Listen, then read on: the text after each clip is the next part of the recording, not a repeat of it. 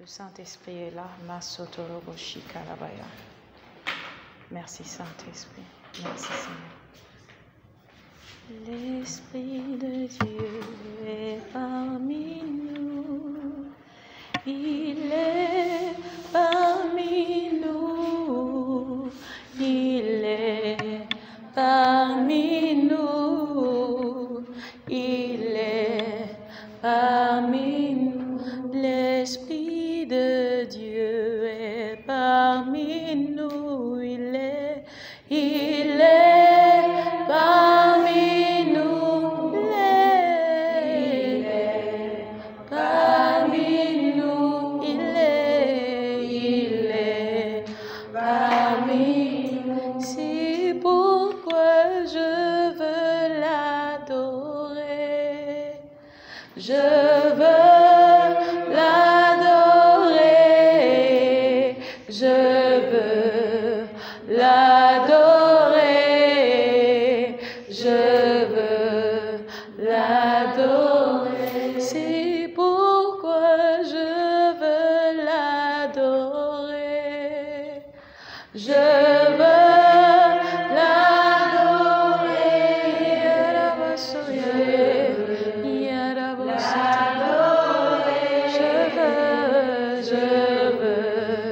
l'adorer. C'est pourquoi je veux le louer. Je veux le louer. Je veux le louer. Je veux le louer. C'est pourquoi je veux l'honorer. Je veux l'honorer. Alléluia. Oh Shamare. Et Rabosotayare. Je veux l'honorer. C'est pourquoi je veux l'adorer. Je veux l'adorer. Je veux l'adorer. Je veux l'adorer. Oh makoshi kele masate makrenoso brakila granoshke mantekila granoso bregila granto brakis la grinoshke parako sombregila masete. Nous t'adorons ce soir, Saint-Esprit. Nous t'honorons ce soir, Makoshe Telebositaya. Nous reconnaissons ta présence au milieu de nous, Seigneur. Merci, Seigneur, de prendre le contrôle de cette rencontre. Merci de disposer nos cœurs. Merci, Seigneur, parce que l'atmosphère est chargée de ta présence et de ton onction. Seigneur, nous sommes ouverts, nous sommes disposés. Nous sommes prêts à recevoir la plénitude de ce que tu as pour nous. Et à mesure que nous recevons ta parole, nous refusons de rester les mêmes. Nous sommes transformés, nous sommes changés, nous sommes transfigurés de gloire en gloire. Merci parce que ta parole fait de nous ce dont elle parle ce soir. Au nom de Jésus. Et que tout le monde dise Amen. Alléluia. Amen. Nous avons commencé... lors des veillées que nous avons eues la semaine dernière, nous avons commencé à nous préparer, amen, pour l'année 2022. Alléluia. Et à prendre possession de ce que Dieu a pour nous. Amen. Combien d'entre vous étiez à la veillée? Amen. Gloire à Dieu. Alléluia. Nous avons commencé à partager des choses très importantes. Et l'une des choses que nous avons dit, c'est que 2022 ne va pas apporter quelque chose qui sera, je veux dire, comme une surprise, on va dire, dans un sens. Vous voyez, nous avons dit que 2022 va nous livrer ce que nous aurons commandé, n'est-ce pas? Ok. Nous avons dit que la plupart des gens sont là et ils disent que, ok, on va attendre et espérer pour voir ce que la nouvelle année va nous apporter. Et ils vont dire qu'on espère que l'année sera meilleure que l'année qui est finie. Bien sûr, tout le monde espère le meilleur, vous voyez. Mais il ne suffit pas d'être juste dans une position d'espérance, de dire « j'espère que l'année sera meilleure ». Vous voyez, c'est nous qui décidons ce que l'année sera. Amen. C'est nous qui passons commande Et comment nous passons, comment nous avons parlé de la puissance de la parole, de décréter que notre bouche contient la puissance de Dieu, la puissance de la création. Et que lorsque nous ouvrons la bouche pour dire 2022 sera comme ceci, sera comme cela, va apporter ça. 2022 écoute et va nous apporter ce que nous avons dit. Amen. Et j'ai parlé aussi de l'importance de la vision. Je pense qu'on s'est tellement appesanti sur ça, vous voyez. Parce que le problème de beaucoup d'enfants de Dieu, c'est qu'ils n'ont pas une vision élargie. Ils ne voient pas comme Dieu les voit. Amen. Est-ce que vous saviez que si seulement vous commencez à vous voir tel que Dieu vous voit, votre vie change automatiquement? Seulement. Le premier problème, c'est qu'on ne se voit pas nous-mêmes comme Dieu nous voit. Vous voyez, vous pensez à vous-même et vous pensez que vous êtes telle petite fille ou tel petit garçon qui est né dans tel endroit, qui a grandi dans tel quartier, avec telle famille, qui a eu les genres de limitations. Vous voyez, l'homme en général se définit par ses expériences. Vous voyez, quand quelqu'un dit, tu sais, moi je ne suis pas quelqu'un d'important, je suis pas...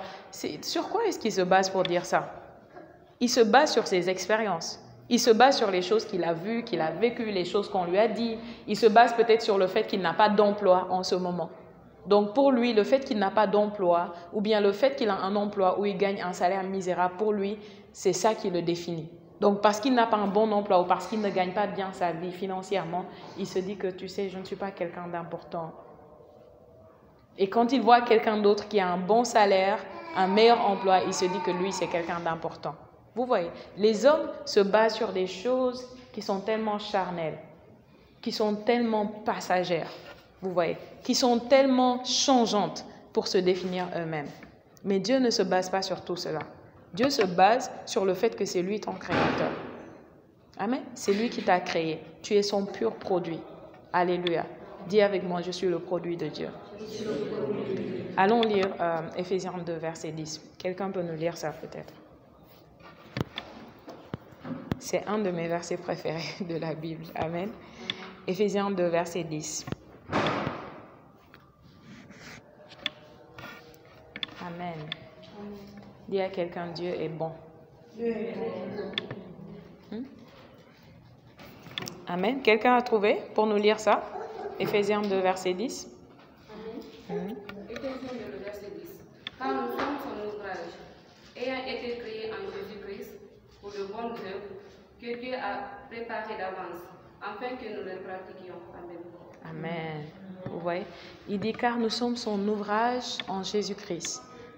Amen. Nous sommes son ouvrage. Vous êtes son œuvre. Vous êtes son produit. Amen. Le téléphone là, si c'est la marque Samsung, c'est l'ouvrage de Samsung. D'accord? La marque de Samsung est dessus. C'est le produit de Samsung. Maintenant, est-ce que toi, tu peux connaître ce produit mieux que Samsung? Est-ce que tu peux connaître le produit de Samsung mieux que Samsung? Non. C'est Samsung qui a produit ce téléphone. Samsung connaît mieux. C'est pourquoi les appareils vont venir avec un livre, un manuel qui te permet de connaître l'appareil et de savoir comment l'utiliser, qui te permet de voir que l'appareil a des paramétrages, vous voyez, des avantages, et qui te dit ce qu'il faut faire et ce qu'il ne faut pas faire. Amen. Donc la Bible te dit dans Éphésiens 2:10, nous sommes son ouvrage ayant été créés en Jésus-Christ. Amen. Dis avec moi, je suis son ouvrage. J'ai été créé en Jésus-Christ. Amen. Jésus-Christ, c'est le moule. Dis avec moi le moule. Vous savez, si vous allez, je vais utiliser un exemple facile à comprendre, les tasses. Vous connaissez les tasses en porcelaine? Ok. Si vous allez par exemple dans un magasin spécialisé en tasses de porcelaine, vous allez voir peut-être 1000 tasses qui sont exactement pareilles, qui sont identiques. Vous voyez? Quand vous regardez la tasse là et vous regardez l'autre, vous ne voyez aucune différence. Sauf s'il y a un défaut, ça s'est égratigné quelque part. Mais la forme, tout est exactement pareil. Si vous mettez sur la balance, vous pesez, tout sera exactement pareil. Comment ils ont fait pour avoir 1000 produits qui sont exactement pareils? C'est à travers ce qu'on appelle le moule. Une fois qu'ils ont créé un modèle qu'on appelle un prototype. Dis avec moi un prototype. Un prototype. Amen. Vous savez, quand vous venez ici, vous allez apprendre de nouveaux mots français et des mots anglais aussi. Amen. Gloire à Dieu. Amen. On appelle ça un prototype, un modèle qui est exactement comme ce qu'ils veulent produire. Amen. C'est ce qu'on appelle un prototype. Maintenant, une fois qu'ils ont réussi le prototype, ils utilisent le prototype pour créer ce qu'on appelle un moule. Et le moule va épouser les caractères exacts de ce prototype unique. C'est un modèle unique. Mais ils veulent avoir 1000 modèles exactement comme celui-ci. Ils ne veulent pas que ça soit différent. Maintenant, une fois qu'ils ont créé le moule, qu'est-ce qu'ils vont faire? Ils vont juste prendre la matière, comment on appelle ça? La matière première et verser dans le moule. Et chaque fois que ça sort du moule, même si c'est 10 000 fois, 1 million de fois, toutes les tasses seront exactement comme cette tasse qui est le prototype. Est-ce que vous comprenez? Est-ce que tout le monde comprend? Si vous avez compris, levez la main. Si vous n'avez pas compris, je vais expliquer encore. Tout le monde a compris? Ok. Maintenant, écoutez très bien. Jésus-Christ est le prototype de Dieu. Amen. Dieu a vu Jésus-Christ et Jésus-Christ était le seul homme qui l'a pleinement satisfait. Jésus-Christ était le seul homme parfait. Il était la justice de Dieu manifestée, la justice de Dieu révélée. Vous voyez, il était le bon plaisir du Père. C'est pourquoi le Père parlait, il dit, « Celui-ci est mon Fils bien-aimé.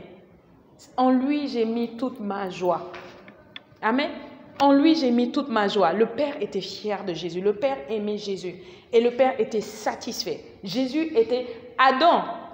La Bible nous parle de Adam comme le premier Adam. Et la Bible nous parle de Jésus-Christ comme le deuxième Adam. Vous savez ça? Allez lire dans 1 Corinthiens chapitre 15. Il nous parle de ça là-bas. Jésus-Christ est le premier Adam. Adam, le mari de Ève. Ok, Adam était le premier Adam, le premier homme créé à l'image et à la ressemblance de Dieu. Mais qu'est-ce qui s'est passé? Il a déçu Dieu. Il n'a pas réussi. Vous voyez? Et Dieu voulait un prototype, un modèle parfait, infaillible, irréprochable, irrépréhensible. Vous voyez? Et c'est ce qu'il a eu en Jésus-Christ. Lorsqu'il a eu Jésus-Christ, il a dit, lui, c'est le deuxième Adam. Donc, c'est un deuxième prototype. Mais ce prototype-là est différent du premier prototype. Le premier Adam était un prototype. Amen. C'est pourquoi Adam est le seul homme que Dieu a pris la poussière et façonné de la poussière. C'est le seul. Après ça, on n'a plus entendu que Dieu a pris la poussière et formé un autre homme. Adam était le seul. À partir de là, Adam était un prototype et il reproduisait des petits Adams et des Adamettes. Vous voyez? Il a reproduit les mêmes types.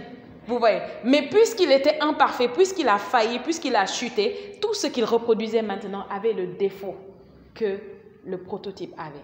Parce que le prototype là avait échoué. Maintenant, Dieu a produit un deuxième prototype. Un prototype parfait, infaillible, Jésus-Christ. Amen. Et lorsqu'il a eu ce prototype-là maintenant, il a dit, ok, j'ai ce qu'il me faut. Et il vous a créé en lui. Amen. Il vous a mis en lui et vous avez pris sa forme. Vous êtes sortis, vous êtes exactement comme lui. Amen. Quand Dieu te voit, toi, nouvelle créature, il voit Jésus-Christ. C'est pourquoi la Bible dit, tout ce que vous faites, en parole, en action, faites au nom du Seigneur. Vous vivez en son nom. Lorsque vous êtes né de nouveau, vous êtes né en Christ. En Christ. 2 Corinthiens 5, verset 17 dit quoi? Si quelqu'un est en Christ, vous êtes dans le modèle, vous êtes dans le prototype. Vous êtes en lui. Dieu ne vous voit pas séparé de lui. Alléluia. C'est pourquoi il vous dit de vivre en son nom. Parce que réellement, dans le règne de l'Esprit, vous êtes en lui. Amen. Nous sommes tous en lui. C'est pourquoi la Bible nous appelle membres du corps de Christ. Alléluia. Nous sommes les membres du corps de Christ. Amen. Jésus-Christ est le modèle, il est le prototype, il est le moule. Amen. Dis avec moi, Jésus-Christ est mon modèle. Il est le prototype. Il est le moule dans lequel j'ai été recréé.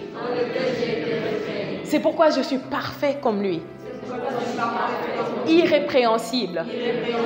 Irréprochable. Alléluia. Maintenant, quand tu penses à ça et tu dis ces paroles, peut-être une pensée va te dire, ok, parfait toi, avec ce que tu as fait, avec ce que tu as dit, tu vois. Le problème, c'est ça. Le problème, c'est que tu ne sais pas encore tout à fait que tu es parfait. Si tu connais la perfection, tu vas manifester la perfection. Amen. Si tu as conscience de la perfection, tu vas la manifester. Amen.